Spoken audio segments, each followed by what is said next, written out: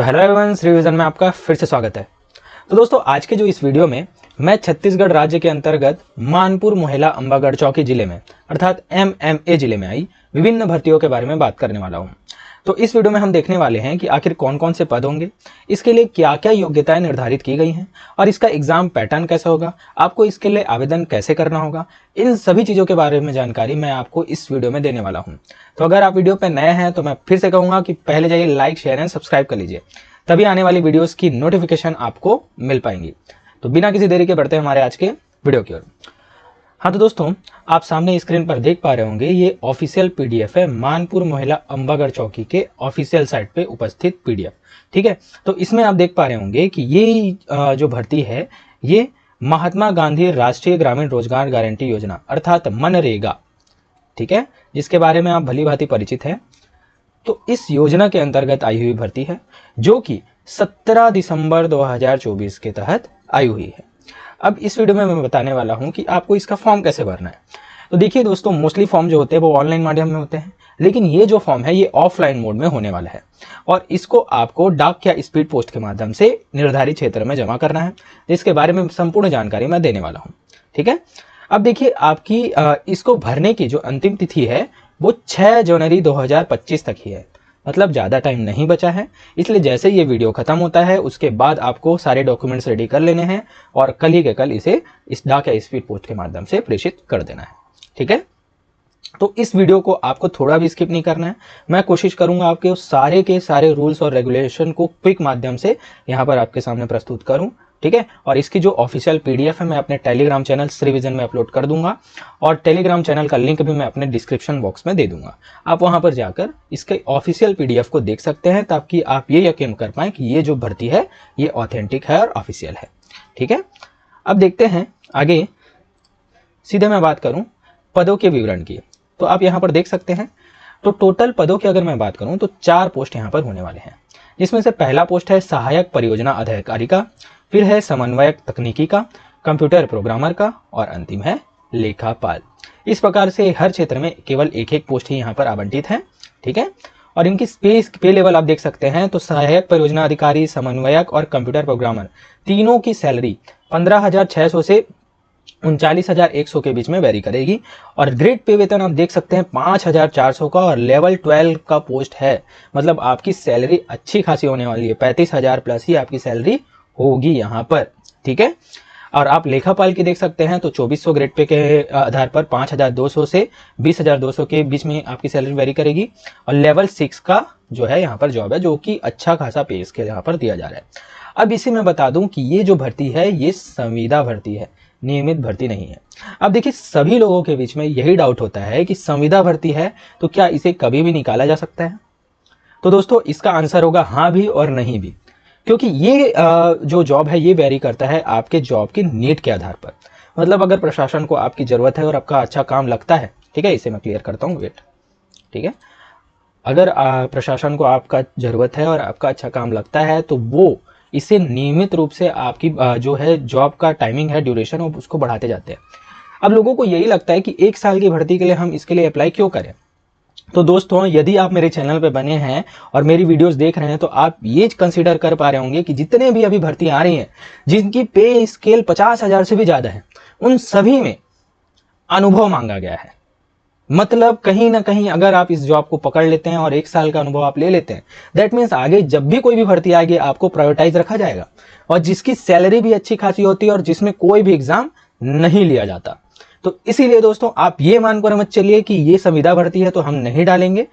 कहीं ना कहीं जब तक वैकेंसी नहीं आती तो आपको इन सभी चीजों पे बने रह लेना है। आपको आगे आने वाली भर्तियों के योग्य बन जाना है, ताकि एटलीस्ट आप योग्यता तो रखें उस जॉब को पाने की जो भी संविदा भर्ती आई है और जिसकी सैलरी भी आप दोस्तों देख सकते हैं, अच्छी खासी सैलरी पे अभी भर्तियां ली जा रही है। मोस्टली लोगों का यही प्रॉब्लम है कि उनके पास अनुभव नहीं है। ठीक है, तो आपका डाउट यहाँ पर दूर होता है। अब आगे बढ़ते हैं, मैं क्विक से जल्दी इस वीडियो को आगे बढ़ाऊंगा ताकि आपको डिले ना हो। अब देखिए, सहायक परियोजना अधिकारी की अगर मैं बात करूं तो ये अनारक्षित में है, मतलब ST, SC, OBC, जनरल सभी इसमें फाइट कर सकते हैं, चाहे पुरुष या फीमेल। ठीक है, तो यहाँ पर कोई भी आरक्षण यहाँ पर नहीं रखा गया है। आप सबसे बढ़िया प्लस पॉइंट यहाँ पर ये है। अब सैलरी के बारे में मैंने बता दी। अब आपकी योग्यता इसमें होगी स्नातकोत्तर, मतलब आपको ग्रेजुएट होना है इसमें, चाहे कोई भी स्ट्रीम हो, फिजिक्स, बायो, मैथ्स, आप किसी में भी ग्रेजुएशन किया हो आपने, चाहे बीकॉम किया हो या इंजीनियरिंग किया हो, आप इसके लिए एलिजिबल हैं। अब देखिए आपका जो मेरिट कैसे होगा, तो ग्रेजुएशन में प्राप्त परसेंट के आधार पर, है ना, 100 अंकों का वेटेज देते हुए 70 अंक का वेटेज इसमें होगा। ठीक है, कि आपने ग्रेजुएशन में कितना परसेंट अंक लाया है, जितना अच्छा आपका परसेंट होगा उस हिसाब पर आपका नंबर भी यहाँ पर दिया जाएगा। अब फिर कंप्यूटर प्रायोगिक परीक्षा के आधार पर यहाँ पर 15 अंक का आवंटन होगा। अब देखिए यहाँ देखिए, शासकीय ग्रामीण विकास योजनाओं में कम से कम समान वेतन पर कार्य अनुभव यदि आपके पास है तो आप इसके लिए एलिजिबल हैं। तो यहीं पर बात आ जाती है एक्सपीरियंस की। यदि किसी ने इस प्रकार का काम पहले किया है और समान वेतन मान पर, मतलब सेम सैलरी पर, तो उसे यहाँ पर प्राइवेटाइज कर दिया जाएगा, अन्यथा आप भी इसमें फिल कर सकते हैं। तो देखिए, यदि आपके पास न्यूनतम 1 से 2 वर्ष तक का अनुभव है तो आपको 5 अंक दिया जाएगा एक्स्ट्रा, 5 वर्ष तक का अनुभव है तो 10 अंक दिया जाएगा, और यदि 5 वर्ष से अधिक का अनुभव है तो आपको 15 अंक यहाँ पर मिल जाएगा, यदि अनुभव है तो। ठीक है, अब आगे बढ़ते हैं।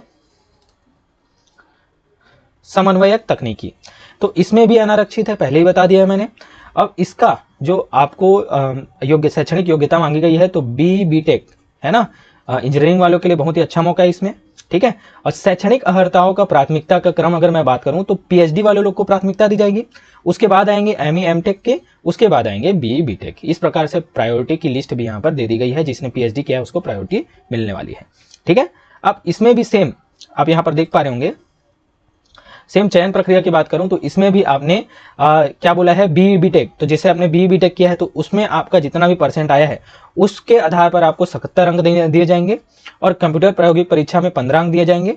और यदि सेम शासकीय ग्रामीण विकास योजनाओं में यदि आपका कार्य अनुभव है तो इसमें भी आपको इस प्रकार से अंक आवंटित किए जाएंगे, जिसके बारे में मैंने जानकारी अभी दी है।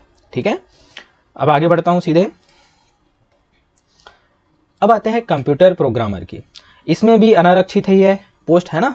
तो यहाँ पर भी आप देख सकते हैं प्रथम श्रेणी में बी टेक कंप्यूटर साइंस, है ना, एमसीए एमएससी, ये सभी कंप्यूटर साइंस ही मांगा गया है। देखिए कंप्यूटर प्रोग्रामर का जो पोस्ट है तो कंप्यूटर साइंस ही मांगा गया है, और इसमें भी आपको उसी प्रकार से अंक आवंटित किए जाएंगे जिस प्रकार से अन्य पदों में किए गए थे। न्यूनतम शैक्षणिक योग्यता के आधार पर 70 अंक, और उसी प्रकार से अनुभव है तो आपके पास उसमें आपको बोनस अंक मिलेगा, और कंप्यूटर प्रायोगिक परीक्षा के आधार पर भी 15 अंक का आवंटन किया गया है। अब आते हैं मेन पॉइंट पर, हम लेखापाल भर्ती पर, है ना, क्योंकि इसमें इसका जो शैक्षणिक योग्यता है सबसे अलग है। इसमें आपको आपके पास बीकॉम, है ना, बीकॉम में क्या है, डिग्री होनी चाहिए, और यदि आप ओबीसी या जनरल हैं तो आपका न्यूनतम 55% होना चाहिए, और यदि आप एसटी या एससी से हैं तो आपके पास न्यूनतम 50% के साथ बीकॉम होना चाहिए, तभी आप इसके लिए एलिजिबल हैं। अब हायर सेकेंडरी में प्राप्त प्रतिशत पर 100 अंकों का वेटेज मिलेगा इसमें, मतलब higher secondary that means 12th के परसेंट के बेस पर आपको 20 अंक का निर्धारण किया जाएगा, और ठीक उसी प्रकार बीकॉम के परसेंटेज के आधार पर आपका 50 अंक का आवंटन किया जाएगा, और कंप्यूटर प्रायोगिक परीक्षा के आधार पर 15 अंक होंगे। और ठीक उसी प्रकार यदि आपने ग्रामीण विकास योजनाओं में काम किया है तो उसके अनुभव के आधार पर आपको बोनस अंक दिए जाएंगे।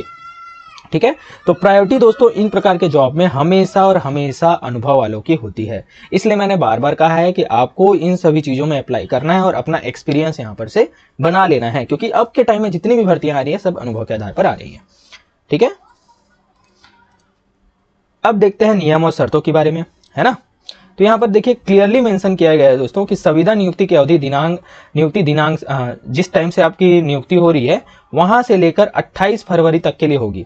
अब देखिए ऐसा नहीं बोलना है कि 28 फरवरी तक ही क्या हमारी जो सेवा है वो समाप्त कर दी जाएगी, ऐसा बिल्कुल भी नहीं है, क्योंकि यहाँ पर क्लियरली मेंशन है तत्पश्चात आवश्यकता होने पर कार्य योग्यता, कार्य क्षमता और व्यवहार के आधार पर शासन के निर्देशानुसार दोनों पक्षों की सहमति से कार्य अवधि 1 वर्ष के लिए निरंतर रखे जाने पर विचार किया जा सकता है। तो दोस्तों कोई भी काम एकदम निर्धारित टाइम में खत्म नहीं हो जाता, इसलिए मैं बोल रहा हूं कि आपको इसके लिए अप्लाई कर देना है, ताकि आपको एटलीस्ट एक्सपीरियंस का प्रमाण पत्र तो मिल जाए। ठीक है, और आप उसकी बेनिफिट ले पाए। हो सकता है इसका जो ड्यूरेशन है वो आगे भी बढ़ा दे, है ना। संविदा भर्ती में ऐसा ही होता है, इतनी आसानी से नहीं निकाला जाता किसी को।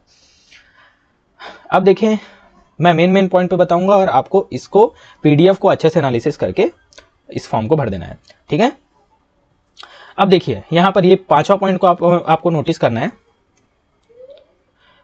5वां पॉइंट है, संविदा अवधि के दौरान दोनों पक्षों में से किसी एक पक्ष द्वारा 1 माह की पूर्व सूचना या उसके एवज में 1 माह का वेतन देकर संविदा नियुक्ति समाप्त की जा सकती है। मतलब यदि आप ज्वाइन कर रहे हैं और जिसने आपको ज्वाइनिंग दी है, तो यदि उसे आपका पद समाप्त करना है, आपकी सेवा समाप्त करनी है, तो आपको 1 महीने पहले सूचित करना होगा। और यदि वो 1 महीने पहले सूचित किए बिना आपकी सेवा समाप्त करते हैं, तो आपको आगामी 1 महीने की पूरी सैलरी देनी होगी उन्हें, है ना, वे आपको देंगे पूरी की पूरी सैलरी। और यदि आप उसी प्रकार से समाप्त करते हैं, तो आपको भी उसी प्रकार से 1 महीने की सैलरी एडवांस में देनी पड़ जाएगी। तो आकस्मिक भी आप नहीं छोड़ सकते, 1 माह पूर्व आपको नोटिस देना पड़ेगा। ठीक है, अब सीधे मैं बात करता हूं मेन पॉइंट पे कि यहां पर क्या ये भर्ती अदर स्टेट वाले लोग के लिए भी है? तो नहीं, ये केवल और केवल छत्तीसगढ़ के मूल निवासियों के लिए ये भर्ती आई हुई है, जो कि छत्तीसगढ़ के 33 जिलों में से आप कहीं से भी बिलोंग करते हो, आप यहां पर डाल सकते हैं। ठीक है, अब आगे देखता हूं आयु सीमा। तो न्यूनतम आयु इसमें 21 वर्ष रखी गई है और अधिकतम आयु आपकी 35 वर्ष रखी गई है। ठीक है, इसमें आयु संबंधित कोई भी छूट का प्रावधान यहाँ पर नहीं दिया गया है। और आपकी जो आयु की गणना है वो 1 जनवरी 2024 की स्थिति में की जाएगी। तो यदि आपको आयु से संबंधित कोई भी डाउट हो रहा है, तो आप एज कैलकुलेटर के माध्यम से आपकी जो तिथि है 1 जनवरी 2024 डालेंगे और आपका जन्म तिथि डालेंगे, वो कैलकुलेट करके बता देगा कि आप इसके 21 साल से 35 साल के बीच में हैं, तो आप इसके लिए एलिजिबल हैं। ठीक है, अब देखिए, यदि आप आवेदन करते हैं, ठीक है, तो आपके पास ST SC OBC जाति की पुष्टि के लिए प्राधिकृत अधिकारी द्वारा जारी स्थायी जाति प्रमाण पत्र भी आपके पास जमा करना होगा। ठीक है, तो आपके पास क्या क्या होनी चाहिए? स्थायी जाति प्रमाण पत्र, स्थायी मूल निवास प्रमाण पत्र, ठीक है, और आपके पास न्यूनतम शैक्षणिक योग्यता की कॉपी भी यहाँ पर होनी चाहिए, आपको वहां पर फॉर्म में जमा करना होगा। ठीक है, और प्रत्येक एक पोस्ट पे, जैसे एक पोस्ट है परियोजना समन्वयक का, एक पोस्ट है, तो इसके आधार पर 10 लोगों को क्या है, कौशल परीक्षा हेतु बुलाया जाएगा। ठीक है, मतलब 10 लोगों के आधार पर मेरिट बनेगी और केवल 5 लोगों, इसमें से एक को क्या है सेलेक्ट किया जाएगा और 5 लोगों को वेटिंग लिस्ट में रखा जाएगा। ठीक है, और ये जो वेटिंग लिस्ट है ये 1 वर्ष तक क्या है मान्य होगी। तो ये सभी चीजें प्रावधान है, आप आगे देख सकते हैं, इसमें अच्छे से डिटेल से पढ़िएगा। ठीक है, ये सभी नियम है। अब देखिए, आपको आवेदन कहाँ भेजना है। तो मैंने पहले ही बता दिया था कि ये जो आवेदन है आपको केवल और केवल ऑफलाइन माध्यम से भरने के लिए ही मंगा गया है। आप इसे ऑनलाइन जाकर या प्रत्यक्ष जाकर वहां पर नहीं जमा कर सकते। तो इसके लिए आपको, है ना, बंद लिफाफे में केवल पंजीकृत डाक और स्पीड पोस्ट के माध्यम से ही, है ना, कहाँ भेजना है? कार्यालय परियोजना निदेशक, जिला ग्रामीण विकास प्रशासन, जिला मोहला मानपुर अंबागढ़ चौकी, पिन नंबर 491666, है ना, के नाम से 6 जनवरी 2025 तक ही आपको यहां पर निर्धारित क्षेत्र में जमा करना है। ठीक है, तो यहां पर जब आप आवेदन करेंगे तो यहां पर आपका सबसे स्टार्टिंग में आपका पद का नाम, जिसके लिए आप अप्लाई कर रहे हैं और किस वर्ग से आप अप्लाई कर रहे हैं, है ना, वो वहां पर मेंशन होना चाहिए। साथ ही साथ निर्धारित क्षेत्र जहां पर से आपने भेजा है वो वहां पर लिखा होना चाहिए। और इससे संबंधित मैंने एक वीडियो बना रखी है जिसमें महिला बाल विकास विभाग का फॉर्म आपको कैसे भरना है इसके बारे में सारी जानकारी मैंने आपको दी हुई है। ठीक उसी प्रकार ही इसका फॉर्म भी आपको भरना है। ठीक है, तो देखिए, अब यहां पर एक और मैं पॉइंट बताता हूं। आप कोई भी डॉक्यूमेंट वहां पर जमा कर रहे हैं तो आपको स्वप्रमाणित छायापत्र ही वहां पर जमा करनी होगी। अब स्वप्रमाणित क्या होता है? मतलब जैसे मुझे मांगा गया है स्थायी जाति प्रमाण पत्र, अब उसकी कॉपी मैं वहां पर जमा करने वाला हूं, तो उसकी कॉपी जब मैं जमा करता हूं तो नीचे में वहां पर मेरी साइन वहां पर जरूर होनी चाहिए। इसे ही कहते हैं स्वप्रमाणित या सेल्फ अटेस्टेड। और यदि आप इस आवेदन के प्रारूप में सेल्फ अटेस्टेड नहीं करते हैं तो आपका आवेदन वहीं पर निरस्त कर दिया जाता है।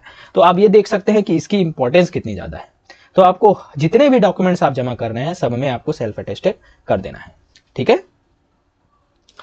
तो देखिए दोस्तों, इस प्रकार से सारी जानकारी आप देख पाएंगे, है ना, कहाँ जमा करना है, कैसे जमा करना है, इसके बारे में सारी जानकारी मैंने दे दी है। अब नीचे में आप इस PDF के लास्ट 3 पेज में आप यहाँ पर आवेदन का प्रारूप देख पाएंगे। ये है आवेदन का प्रारूप। अब देखिए, यहाँ पर आपको लगाना है पासपोर्ट साइज का फोटो।